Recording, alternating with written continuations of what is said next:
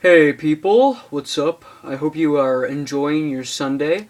I've had a pretty good Sunday today. Tons of stuff to watch, for me anyways. And, yeah, since the Seahawks are not playing today, today me and my dad went to go see that new Hunger Game movie, Hunger Games Catching Fire, which I thought was a pretty good movie. But anyway, I'm not really here to talk about that. One thing I wanted to say though, guys, is I apologize for not making a video for a couple of weeks now. I just have been busy, and I just haven't really felt like making videos lately, so I apologize for not making any videos. But yeah, I'm going to get right into this review for WWE Survivor Series 2013 review. So to start off the pay-per-view, we had Triple H and Stephanie McMahon open the show and cut a promo basically pumping up the Boston crowd for Survivor Series. It was an okay way to start the show, I guess. Nothing really too special with that. And then next, this was probably match of the night for me anyways. Next we had a 5-on-5 Survivor Series tag team elimination match with the team of Rey Mysterio, the Usos, Goldust and Cody Rhodes versus The Shield and the Real Americans, Antonio Cesaro and Jack Swagger. And overall, it was a great match. Lots of good eliminations, and yeah, and I was really surprised on who won this because The Shield won, which was surprising because I thought that Rey Mysterio was gonna win, have his whole team win, but no, Roman Reigns was a beast in this match. I mean, Roman Reigns was spearing people left and right, and the way he speared Rey Mysterio was pretty badass. I mean, he knocked him right out of his shoes practically when he speared Rey Mysterio, which I thought was pretty cool. So, yeah, Roman Reigns was a beast in this. He has a bright future ahead of him, and to start off the pay-per-view, I thought it was a very good match to start off the pay-per-view. I gave it a 3.5 out of 5 stars. Next, we had an Intercontinental Championship match between Big E Langston versus Curtis Axel. And I don't really know about you guys, but I think Curtis Axel's career in the WWE is just plummeting every single day. Every Monday Night Raw, every pay-per-view, Curtis Axel's career is plummeting to the ground. I mean, they might as well just bury the dude in a coffin or something because, I mean, he's pretty much done. He lost the Intercontinental Championship. The crowd thinks he's boring. The fans think he's boring. Everyone on social media, Twitter, Facebook, whatever, they all think that Curtis Axel is boring, and slightly they are right. It is kind of boring. I mean, he needs more charisma. I mean, I think he's a decent wrestler. He just needs more charisma. He needs a better character. I mean, he had Paul Heyman backing him up, and he still failed. So I think he's kind of done. I think he's legit done.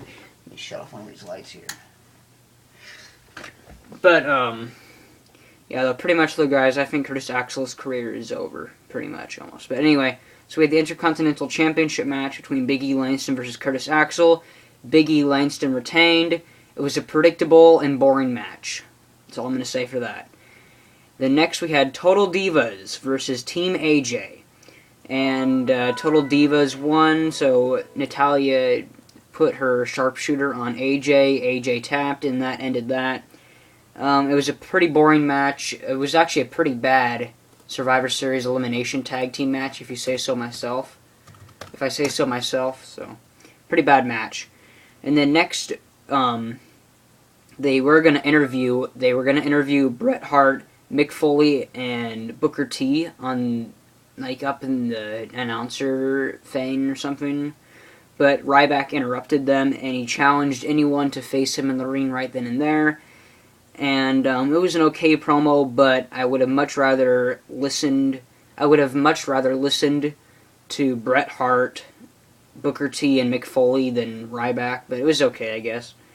But anyway, the person who decided to accept Ryback's challenge to face him was none other than Mark Henry, a.k.a. Rick Ross.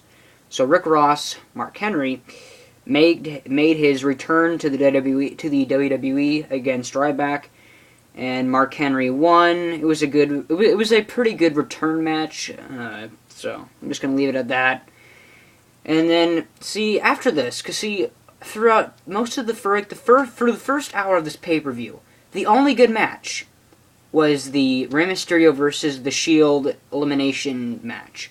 That was the only good thing. After that, everything was boring. And I was saying to myself, they gotta step it up. Because what else do they have tonight on Sunday? They have Sunday night football between the Broncos and the Patriots. They have The Walking Dead. They have the American Music Awards. They needed to step it up to get the ratings, and they kind of failed, I gotta say. The WWE kind of failed today to get the ratings they wanted to beat all those shows, in my opinion. Because next we had John Cena versus Alberto Del Rio for the World Heavyweight Championship match. John Cena retained.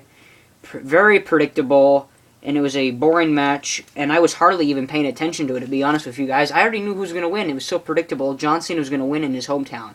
He was not going to lose in his hometown of Boston to Alberto Del Rio. While this whole match was going on, I was eating dinner. I was like, fuck this match. I'm going to I'm gonna go have dinner. I'm not going to watch this match. So, yeah, pretty bad. I think even the crowd didn't like it. I mean, half of the crowd hated John Cena, half of the crowd liked him. So I just find that pretty sad that even in his own hometown, John Cena still can't get over with most of those fans, I think. But either way, next we had, and this should have been the main event, I have to agree with people. Next we had Daniel Bryan and CM Punk, the Best in the Beard, versus the Wyatt family in a tag team match. And CM Punk and Daniel Bryan won. It was a pretty good match. So, yeah, just going to leave it at that. It was a good match. And then for the main event, which I did not see, people, I did not see the main event because for some dumbass reason, my Wi-Fi here at my house went out. The Wi-Fi goes on and off periodically because of wave cable, so yeah, sorry guys, but I did not see the main event, but I heard it was pretty bad between Randy Orton versus the Big Show. I heard the crowd in Boston was chanting boring the whole match, and so yeah, I'm kind of glad that we did have, that the Wi-Fi did go out so I didn't have to see this match. But yeah, from what I heard, that was pretty bad. But anyway, so Randy Orton won, because I heard the results on Twitter when my Wi-Fi finally came back on. I checked on Twitter for the results. Randy Orton won because the Big Show was being distracted by Triple H long enough for Randy Orton to hit an RKO on the Big Show, then punt the Big Show in the head. So, yeah, Randy Orton won. I didn't get to watch this match, but, yeah. So, overall, guys, this pay-per-view kind of sucked, to be honest. The only matches that I liked, like I said, the first match was the 5-on-5, the Shield team versus Rey Mysterio's team. Great match to start off the pay-per-view. Then, after that, everything just kind of dragged on. It was pretty bad. The one good thing besides that was also the Daniel Bryan and CM Punk versus the Wyatt family. That was it. That was seriously it on what I enjoyed for this pay-per-view. It was a pretty bad pay-per-view. I'm going to be nice, and I'm going to give it a 5 out of 10 stars. That's right. This is what this pay-per-view gets, a 5 out of 10. So, yeah. Like my video, dislike my video, comment on my video, guys, and subscribe. Peace out.